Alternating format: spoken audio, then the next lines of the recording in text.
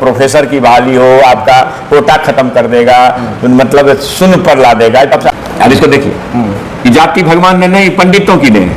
मोहन भागवत जी चूंकि चित्पावन ब्राह्मण हैं, तो इनके जीव की कीमत कोई 10 रुपया भी नहीं लगाया। इनके खिलाफ खड़ा होने वाला एक आदमी नहीं हुआ। और शेखर शूद्र है। जाति पाति क्या है सोच समझिए। जाति या नफरत अगर खत्म हो गया, हिंदू एकता की बात करने वाले लोग जब चुनाव आता है ना, चंदे की बात आता है, तब शूद्रों को वो हिंदू बनाते हैं। आज हमारी मौजूदगी मधेपुरा विधानसभा में है।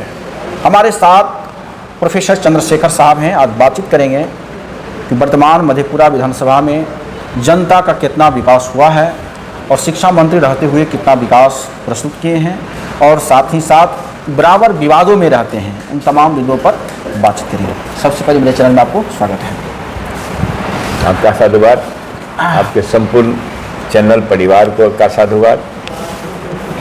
सबसे बड़ा है कि आप बराबर जाति पर प्रहार करते रहते हैं कि जाति समाज में एक नफरत है, जबकि अन्य विपक्षी दल जो है वो कहते हैं जाति पाति से देश बंटवारा हो रहा है। तो आप लोग देश को बांटने में लगे हुए हैं। आप एक बात बताइए, देश के संसाधनों पर जो हजारों साल से विशेषाधिकार प्राप्त जातियां हैं, 90-95% संसाधनों पर उनका कब्जा है। सरकारी नौकरियों में बड़े पैमाने पर, बड़े उच्च स्तर पर 90% लोग का 5% प्रतिनिधित्व भी नहीं है। आज के तारीख में भी नहीं है। आरजेडी तो A to Z की बात करती है, नहीं है, बात कर रही है। मेरी बात सुनिए ना, A to Z में सब आते हैं। A to Z में तो आप 90% बात कर रहे हैं। देखिए तो A to Z में 90% नहीं आते क्या? आते हैं। जो ये सीधा बात है हमारे पार्टी और लीडर का और हमारे समाजवादी पुरखों के जो सिद्धांत हैं, उसका ये निहित पाठ है। आप समझिए कि अगर समाजवाद मानवीय नहीं होता तो जो इस पंथ के प्रतिपादक हैं, समाजवादी विचार के प्रतिपादक हैं, पहला नाम आता है आचार्य नारायण देव जी का। क्यों कर भाई, वो तो पंडित घराने के थे। उनको लगा कि हजारों साल से जिन वर्गों को लोग दबा के कुचल के सता के रखा, जाति और धर्म, जाति के नाम पर उनको नफरत का पर्याय बनाया, ऐसे 90% लोग लगभग जब तक ताकत में ताकतवर नहीं होगा, भारत माता ताकतवर नहीं बन सकती है। और ये विचार आया उन लोगों के मन में आया होगा, तो उन्होंने कांग्रेस पार्टी के अंदर रह करके कांग्रेस सोशलिस्ट पार्टी बनाया।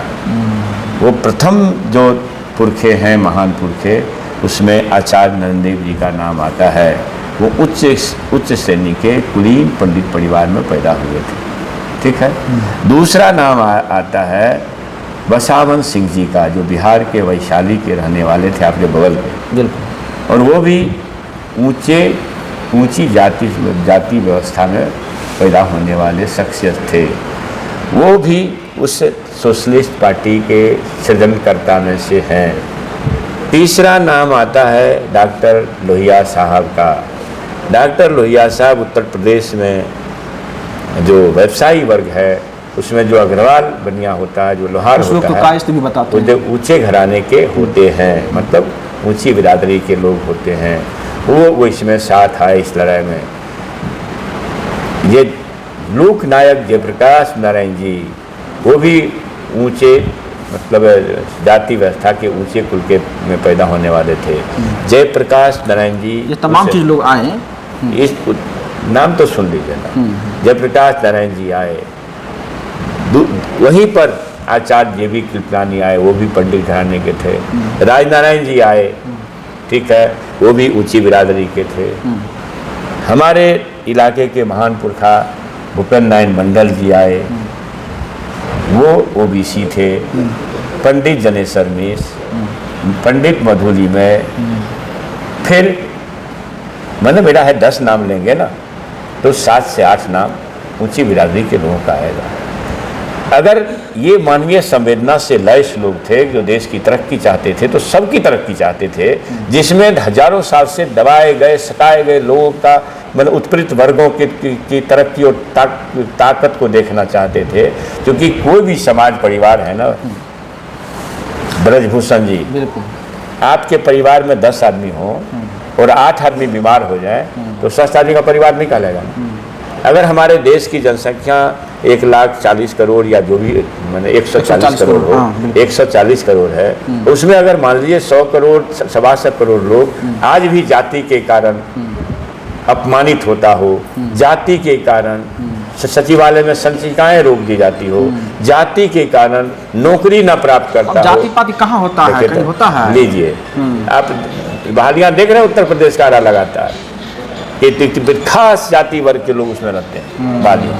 तो ये क्या नंगा सच नहीं है क्या? कहीं कहीं जो ओबीसी को तो प्रोफेसर की बहाली हो, आपका कोटा खत्म कर देगा, मतलब शून्य पर ला देगा। तब से आप जान रहे हैं सारा डाटा है। मतलब आपका कहना है कि जाति व्यवस्था गांव में नहीं, आप यूनिवर्सिटी कॉलेज में है? नहीं, देखिए तो ये हम कहाँ कर रहे हैं। हमारा ये कहना है कि हजारों साल से जाति के नाम पर अपमानित वर्ग आज भी अपमान का शिकार हो रहा है। इससे बड़ी बात क्या हो सकता है कि राष्ट्रपति पद पर आसीन व्यक्ति को मंदिर में घुसने नहीं दे रहे हैं? भाई इससे बड़ी बात क्या हो सकती है? आप एक बार और ये भी बताए थे कि जाति व्यवस्था का निर्माण ब्राह्मण ने बनाया, अगर ब्राह्मण नहीं आते तो जाति व्यवस्था नहीं बनते। आखिर ब्राह्मण आया कहाँ से? मैंने क्या कहा, तो अभी हम डॉक्यूमेंट आपको दिखाते हैं। हमने क्या कहा उसका डॉक्यूमेंट दिखाते हैं। और फिर संघ प्रमुख मोहन भागवत जी ने क्या कहा उसका भी डॉक्यूमेंट दिखाते हैं। नहीं परे नहीं है, मैं आपको सबूत देता हूं। विधानसभा में जो बात रखे थे और विधानसभा में रखने से पहले मोहन भागवत जी का बयान आया था कि जाति व्यवस्था ब्राह्मण के कारण, पंडित के कारण बना है। इस चीज को जिक्र मैं सबूत दिखाता हूँ ना। हाँ, मैं सबूत दिखाता हूँ कि जातियां पुरखों के गलती से बनी है। बिल्कुल।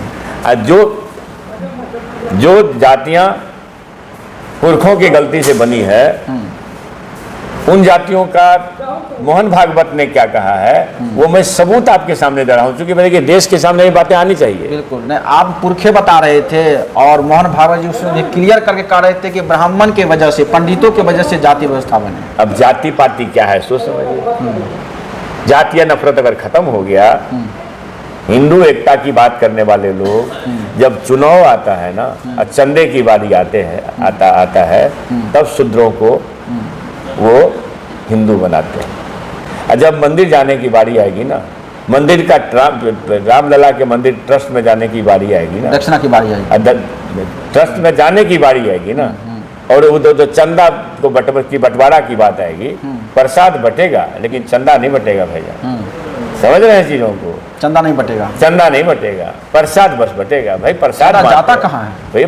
वो देखिए तो नफरती शिकंजों को मजबूत करने में लुटेरे उसको ले जाते हैं, आपको मैं बताता हूँ। देखिए क्या फर्क है। आपने कहा, उसी सवाल का जवाब इसमें निहित है कि मैंने कहा कि जातियां ईश्वर ने नहीं बनाई। ईश्वर जाति बना ही नहीं सकते, जातियां पुरखों के गलती से बनी है। अब 5000 साल 6000 साल जो हर जाति के भगवान है, लोग जाति के हिसाब से भगवान। मेरा भाईजान ये कहना है कि जब मान लीजिए कि इसे अगर जाति ईश्वर बनाते, तो आप जिन जातियों को हिंदू व्यवस्था में देख रहे हैं, वो रैदास है, वो पासवान है, वो चौधरी है, वो भगत है, वो क्या कहते हैं राजपूत भाई हैं, वो ब्राह्मण भाई हैं, वो लाला जी हैं, तो हिंदू व्यवस्था के बाद या बाहर दुनिया के लगभग 188-89 देश में इन जातियों का लोग नाम तक नहीं जानते।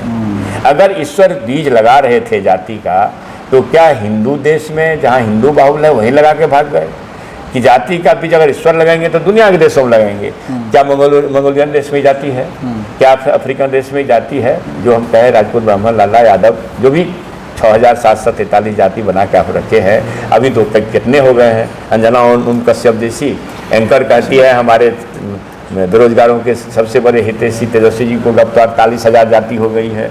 गणना कैसे होगा? मैंने सांप से सुंदर बिच्छू जानवर सबका गणना होगा मगर उसका नहीं होगा। ये प्रपंच है, साजिश है। मैं आपको जातीय नफरत की बात बता रहा हूँ क्योंकि आपने इस बात को छेड़ा है। चंद्रशेखर ने कहा सत्य, कि जाति ईश्वर ने नहीं बनाई, जाति व्यवस्था से तो ईश्वर भगवान कुपित थे। तभी तो सबरी के जूठे बैर खा करके भगवान राम जी एक दर्शन का काम किए कि देखो हम खाते हैं, सब खाने लगो। लोगों ने क्या किया कि भाई भगवान जी को फूल तो भला तो चाहने लगे, मगर उनके किए हुए कर्म को नहीं किए। अगर माता सबरी के जूठे बड़े खाने के मतलब संदेश को ग्रहण करते तो ताजा भी सबरी के बेटों के हाथ से खाते न भाईजान। तो ये देश विश्व गुरु के पद से कभी विचलित नहीं होता। ये देश विश्व गुरु कब था? जब यहाँ बुद्ध विचार चरमोत्कर्ष पर था। उस समय जब बुद्ध विचार था, चरमोत्कर्ष पर था। मैं चरमोत्कर्ष करा, हाँ। चरमोत्कर्ष पर था। ठीक है, आप देख लीजिए जितने भी चक्रवर्ती सम्राट पैदा हुए हैं, वे चक्रवर्ती सम्राट मतलब विश्व इतिहास के मानित लोग होते थे। सम्राट अशोक के 10 वंशज लगभग शासन। ठीक है, तो हम ये कह रहे हैं, देखिए चंद्रशेखर ने कहा कि पुरखों की गलती से बनी है, तो हमारे जीव की कीमत लोगों ने 10 करोड़ लगा दी। मोहन भागवत जी ने आरोप लगाया सिरे। अब इसको देखिए कि जाति भगवान ने नहीं, पंडितों की ने। मोहन भागवत जी चूंकि चित्पावन ब्राह्मण हैं, तो इनके जीव की कीमत कोई 10 रुपया भी नहीं लगाया। इनके खिलाफ खड़ा होने वाला एक आदमी नहीं हुआ। और शेखर शूद्र है, आप शूद्र कर रहे हैं। देखिए पिछड़े कुल में देखिए तो सही, हमको पिछड़ा कौन बनाया? यदुवंशी क्षत्रिय होते हैं। भाई देखिए हमको पिछड़ा कौन बनाया? हमको पिछड़ा कौन बनाया? हम खुद नहीं बन गए ना। वो तो वर्ण व्यवस्था के आधार पर लीजिए, तो जब हमको आपने हमारे संविधान निर्माता बाबा साहब डॉक्टर भीमराव अंबेडकर के जो दस्तावेज हैं और उस पर मंडल कमीशन का जो दस्तावेज है, जो जानबूझ करके सताए गए लोग हैं, यहाँ के मूल निवासी हैं, जिनको दबा करके कुचल करके एकाधिकार प्राप्त करने वाले लोग जो हैं, तो वो जो है सदियों से जो हमको सताया है, उसमें उस फहरिस्त में हम शामिल हुए। हम लोहा लिए इन लोगों से, तो हमको कोई पिछड़ा बनाया, कोई दलित, किसी को दलित बनाया, किसी को अति पिछड़ा बनाया। जो है तो गुलामगिरी की बात आप कर रहे हैं, जो ज्योतिबा फुले गुलामगिरी का महात्मा फुले की गुलामगिरी, भाई इसी का दस्तावेज है। मैं ये कह रहा, मैं क्यों इसको हाथ में लिया? आप एक बार और बयान दिए। मैं क्यों ये इसका हाथ में लिया हुआ हूँ? इसलिए ना कि मोहन भागवत जी बोले तो चूंकि भाई ऊंचे कुल के हैं, ऊंचे घराने के हैं, ऊंची बिरादरी के हैं, और चित्पावन पंडित हैं या परम पंडित परिवार के हैं, इनकी जीव की कीमत कोई किसी ने नहीं लगाया। हम इसी सत्य को चंद्रशेखर ने बोल दिया। हम तो पंडित भी नहीं बोले, हम तो पुरखा बोले। भाई 5000 साल 3000 साल पहले के लोग हैं, तो पुरखा ही उसको भागवत जी क्लियर कर दिए। देखिए तो भाई आप समझिए कि मैं पुरखा बोला तो मेरे जीव की कीमत लग गई, और भागवत जी ने पंडित बोल दिया, इसकी जीव की कीमत 10 रुपया भी कोई नहीं लगाया। जातीय नफरत है कि नहीं? तो क्या ये लोग जीव की कीमत लगाने वाले लोग हिंदू हैं? सो बताइए, या देश की तरक्की चाहते हैं? नहीं ना।